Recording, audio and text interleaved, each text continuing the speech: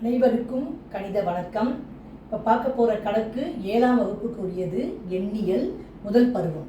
அதில் பயிற்சி 1ல் 2ல் 3ல் 4வது கணக்கை பார்க்க போகிறோம்.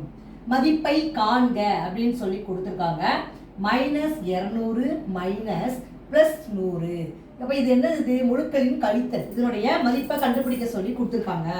கொடுக்கப்பட்ட கணக்கு என்ன? -200ல் +100 கழிக்கணும். இப்போ நம்ம கழித்தல் விதி என்ன படிச்சிருக்கோம்? முதல் முழுவை அப்படியே போட்டுக்கிறோம். இரண்டாவது முழுவின் கூட்டல் நேர்மாறு +100 கூட்டல் நேர்மாறு -100. இதை மாற்றிக்கிட்டு அடுத்து என்ன செய்யணும்? கூட்ட வேண்டும். இதான் விதி, கழித்தல் விதி. இப்போ பார்த்தீங்கன்னா இது ஒத்த குறியீடு, அதாவது இதுவும் மைனஸ் இதுவும் மைனஸ்.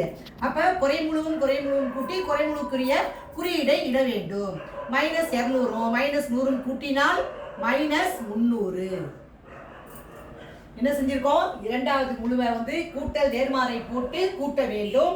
இந்த கணக்கை பொறுத்த வரைக்கும் ரெண்டு மைனஸ்ல வரதுனால ஒத்த குறியீடு, அதாவது குறைமுழு குறைமுழு ரெண்டையும் கூட்டினால் அதற்குரிய விடை 300 வருது. -300. புரிஞ்சுங்களா?